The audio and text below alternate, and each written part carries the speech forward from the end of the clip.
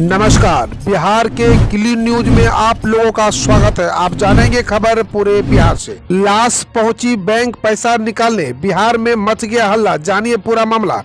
खबर बिहार की राजधानी पटना से है, जहां पर एक बैंक में मुर्दा पैसे निकालने चला गया। जी हां, यहां पर एक बैंक में एक लाश पैसे निकालने पहुंच गई थी, जिसे देख अधिकारी दंग रह गए। वे वाकया सुनकर हर कोई हैरान है। बताया जा रहा है कि सिगरिकिया गांव के पास स्थित कैनरा बैंक में एक शख्स के अंतिम संस्कार के लिए पैसे नहीं थे, इसलिए गांव वाले उसकी अर्थी लेकर ही बैंक पहुंच गए। तेजस्वी यादव की शादी को लेकर मां राबड़ी ने तय किया पैमाना। पहले भी कह चुकी है कैसी चाहिए बहू। बिहार विधानसभा में नेता प्रतिपक्ष तेजस्वी यादव की शादी के लिए उनकी मां व पूर्व मुख्यमंत्री राबड़ी देवी ने पैमाना तय कर लिया है। उन्होंने कहा कि मुख्यमंत्री नीतीश कुमार के पुत्र निशांत और लोक जनशक्ति पार्टी के प्रमुख चिराग पासवान उम्र में तेजस्वी से बड़े हैं, इसलिए पहले उनकी शादी होगी, इसके बाद वे तेजस्वी की शादी के लिए सोचेंगे। विदित हो कि तेजस्वी अभी अविवाहित है और उनकी शादी की चर्चा होती रहती है। मुजफ्फरपुर में हैवानियत, कोचिंग से लौट रही 10वीं की छात्रा को अगवा कर 5 युवकों ने किया दुष्कर्म। बिहार के मुजफ्फरपुर जिले के कोचिंग से लौट रही 10वीं की छात्रा को अगवा कर 5 युवकों ने पिस्टल के बल पर गैंगरेप की हैवानियत की घटना को अंजाम दिया है। घटना जिले के सकरा थाना के पिपरी सहदुल्लापुर रोड में सोमवार शाम की है। घटना में पुलिस की लापरवाही से 3 दिन बाद केस दर्ज हुआ। बिहार के 4 स्मार्ट सिटी के कामों में आएगी तेजी, सभी नगर निकायों में बनेगा स्मार्ट अशोक भवन। बिहार के उप मुख्यमंत्री सह नगर विकास व आवास मंत्री तारकिशोर प्रसाद भगत ने कहा कि नगर विकास एवं आवास विभाग राज्य के शहरों को बेहतर बनाने के लिए पूर्ण रूप से कटिबद्ध है। अब तक पूर्णिया, कोसी और तिरहुत प्रमंडल के साथ कल दरभंगा और भागलपुर प्रमंडल की बैठक हो चुकी है। शिक्षण संस्थान खुलने से खोमचे वालों में आई खुशी, अब अच्छी बिक्री की उम्मीद। बिहार में 4 जनवरी से स्कूल, कॉलेज, कोचिंग समेत अन्य शिक्षण संस्थान खुल गए हैं। वहीं उनके खुलने के बाद इन संस्थानों के गेट के बाहर गोलगप्पे, बेलपूरी, मोमो, स्ट्रीट फूड बेचने वाले के चेहरे में खुशी का रौनक दौड़ गई है। बिहार विधानसभा परिषद की 2 सीटों के लिए उपचुनाव का ऐलान, 28 जनवरी को मतदान। बिहार विधान परिषद के 2 सीटों के उपचुनाव का ऐलान कल हो गया है। पूर्व उप मुख्यमंत्री सुशील कुमार मोदी और विनोद नारायण झा की सीटों पर उपचुनाव 28 जनवरी को होगा। राष्ट्रीय जनता दल के पूर्व मुख्यमंत्री लालू यादव ने कहा, बिहार में अपराध की सुनामी और नीतीश कान में तेल डालकर सो रहे हैं। एक तरफ मुख्यमंत्री नीतीश कुमार कानून व्यवस्था की समीक्षा बैठक कर रहे हैं, सुस्त दुरुस्त करने में लगे हैं, तो वहीं दूसरी तरफ विपक्ष इनको लेकर हमलावर है। इसी क्रम में राष्ट्रीय जनता दल के प्रमुख और बिहार के पूर्व मुख्यमंत्री लालू प्रसाद यादव ने कानून व्यवस्था को लेकर सीएम नीतीश पर निशाना साधा है। केदारनाथ पर बिहार के युवाओं ने लहराया तिरंगा, माउंट एवरेस्ट को बताया अगला कदम। केदार कांटा की 12,500 फीट ऊंची बर्फीली चोटियों पर भारत का तिरंगा लहराकर बिहार शरीफ लौटी नालंदा की 2 बेटियां और बेटों का रेलवे स्टेशन पर अभिनंदन किया गया। अपने मिशन में कामयाब होकर लौटी अर्पणा सिन्हा ने कहा कि हमारे हौसले शुरुआत से ही बुलंद थे। अर्पणा सिन्हा की तमन्ना है कि वे दुनिया की सबसे ऊंची चोटी माउंट एवरेस्ट पर भारत का तिरंगा फहराकर भारत का नाम रोशन करें। बेरोजगारी या सरकारी नौकरी की चाहत, ग्रुप डी के लिए कतार में इंजीनियर तक।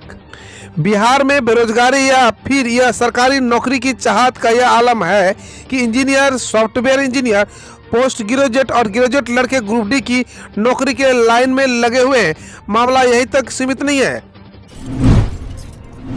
कैदी वाहन ने खड़े ट्रक में मारी टक्कर, चालक की मौत, 2 घायल।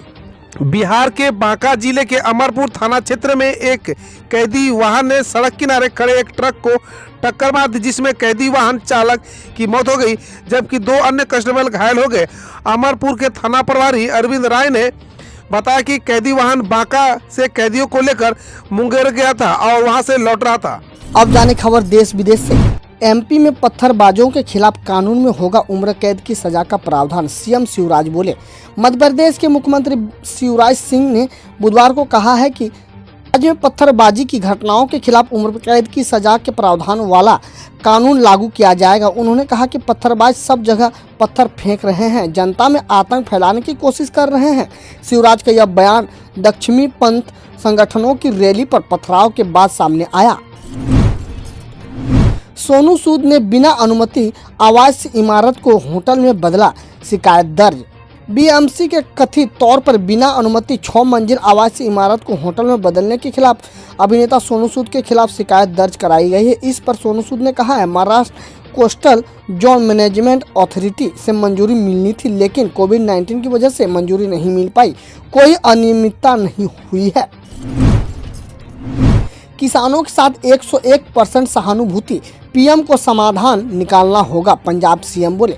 पंजाब के मुख्यमंत्री कैप्टन अमरिंदर सिंह ने कृषि कानून के खिलाफ किसानों के आंदोलन को लेकर बुधवार को कहा है, प्रधानमंत्री के स्तर पर इसका समाधान होना चाहिए। उन्हें अपने मंत्रियों, गृह मंत्री के साथ बैठकर बातचीत करनी चाहिए और समाधान निकालना चाहिए। सीएम ने आगे कहा, किसानों के साथ मेरी 101% सहानुभूति है, वे अपनी जीवन का बलिदान दे रहे हैं। पेट्रोल डीजल के दामों में गजब का विकास हुआ है, जनता को लूटा जा रहा है, राहुल गांधी बोले। दिल्ली में पेट्रोल की कीमत 84.2 प्रति लीटर के सर्वोच्चतम स्तर पर पहुंचने को लेकर कांग्रेस नेता राहुल गांधी ने ट्वीट किया है, पेट्रोल डीजल के दामों में गजब का विकास हुआ है। उन्होंने कहा, मोदी सरकार ईंधन पर भारी टैक्स वसूल कर जनता को लूट रही है। यही कारण है कि सरकार पेट्रोल डीजल पर जीएसटी लागू करने को तैयार नहीं है। फेसबुक पेज पर अब नहीं दिखेगी कुल लाइक्स की संख्या। फेसबुक ने बुधवार को फेसबुक पेज पर कुछ बदलावों की घोषणा की है। बदलाव के तहत फेसबुक पेज पर अब लाइक बटन की सुविधा नहीं होगी, न ही पेज को मिले कुल लाइक्स की संख्या दिखेगी। इसके अलावा पेज को अपना न्यूज फीड मिलेगा, जिससे पब्लिक फिंगर के रूप में फैंस के बातचीत और ट्रेंड्स फ्लो को लिए सुविधा मिलेगी। ओडिशा की इंजीनियरिंग कॉलेज में सरकारी स्कूल के बच्चों की आरक्षण के लिए बनी समिति। ओडिशा सरकार ने राज्य के इंजीनियरिंग और मेडिकल कॉलेज में सरकारी स्कूल के छात्रों को आरक्षण देने से संबंधित सिफारिशों के लिए एक समिति का गठन किया है। ओडिशा हाईकोर्ट के सेवानिवृत्त न्यायाधीश जस्टिस AK मिश्रा इस समिति की अध्यक्षता करेंगे। ओडिशा के कैबिनेट सरकारी स्कूल के बच्चों को आरक्षण देने के प्रस्ताव को 28 दिसंबर को मंजूरी दे दी थी। राहुल गांधी ने तो अपने जश्न रद्द नहीं किए, गणतंत्र दिवस समारोह करने के सुझाव पर पात्रा बोले। गणतंत्र दिवस समारोह रद्द करने के कांग्रेस नेता शशि थरूर के सुझाव पर बीजेपी प्रवक्ता संबित पात्रा ने कहा, गणतंत्र दिवस परेड सिर्फ जश्न नहीं है जिसे रद्द किया जाना चाहिए। उन्होंने ट्वीट किया, राहुल गांधी अपने जश्न रद्द नहीं कर सके और अक्सर दूर के स्थानों की यात्रा करना जारी रखते हैं। कांग्रेस चाहती है गणतंत्र दिवस परेड रद्द कर दी जाए। अंतर्राष्ट्रीय वैज्ञानिकों के लिए अप्रैल से विश्व का सबसे बड़ा रेडियो टेलीस्कोप खोलेगा चीन। चीन आधिकारिक रूप से अंतर्राष्ट्रीय वैज्ञानिक के लिए 1 अप्रैल से दुनिया के सबसे बड़े single disc radio telescope FAST को खोलेगा। 500 मीटर ऑपचर स्फेरिकल टेलीस्कोप का व्यास आधा किलोमीटर का है, जिसका संचालन पिछले साल जनवरी से शुरू हुआ था। गौरतलब है कि इस टेलीस्कोप का रिफ्लेक्टर फुटबॉल के 30 मैदानों के बराबर है। टीआरपी हेरफेर मामले में अर्नब गोस्वामी के खिलाफ सबूत मिले हैं, मुंबई पुलिस का कहना है। मुंबई पुलिस ने बुधवार को बम्बई हाईकोर्ट को बताया कि उसे टीआरपी हेरफेर मामले में रिपब्लिक टीवी और उसके editor in chief Arnab Goswami के खिलाफ कुछ सबूत मिले हैं। हालांकि हाईकोर्ट ने बिना दलील सुने मामले को 15 जनवरी के लिए स्थगित कर दिया है। पुलिस अगली सुनवाई तक कोई ठोस कार्रवाई न करने के अपने आश्वासन पर सहमत हुई है। औरंगाबाद एयरपोर्ट का नाम संभाजी के नाम पर करने पर ले निर्णय, केंद्र से सीएम उद्धव ठाकरे बोले। महाराष्ट्र के मुख्यमंत्री कार्यालय ने बुधवार को बताया कि मुख्यमंत्री उद्धव ठाकरे ने केंद्र सरकार को पत्र लिखकर औरंगाबाद एयरपोर्ट का नाम बदलकर छत्रपति संभाजी महाराज हवाई अड्डे करने पर निर्णय लेने को कहा है। इससे पहले हिंदू सेना ने पत्र लिखकर रेल मंत्रालय से औरंगाबाद रेलवे स्टेशन का नाम छत्रपति संभाजी के नाम पर रखने की मांगी थी। कपिल शर्मा को पुलिस ने कारों के फर्जी पंजीकरण केस में बयान दर्ज कराने के लिए बुलाया। मुंबई पुलिस की क्राइम ब्रांच ने कॉमेडियन कपिल शर्मा को समन जारी कर कारों के फर्जी पंजीकरण के एक मामले में गवाह के तौर पर अपना बयान दर्ज कराने के लिए गुरुवार को बुलाया है। कपिल ने कार डिजाइनर दिलीप छावड़िया के खिलाफ कथित धोखाधड़ी की शिकायत दर्ज की थी। 28 दिसंबर को पुलिस ने छावड़िया को गिरफ्तार किया था। न्यायमूर्ति हिमा कोहली बनी तेलंगाना हाईकोर्ट की पहली महिला मुख्य न्यायाधीश। न्यायमूर्ति हिमा कोहली ने गुरुवार को तेलंगाना हाईकोर्ट की पहली महिला मुख्य न्यायाधीश के रूप में शपथ ली। राजभवन में एक कार्यक्रम में राज्यपाल तमिलिसाई सुंदरराजन ने उन्हें पद पर गोपनीयता की शपथ दिलाई।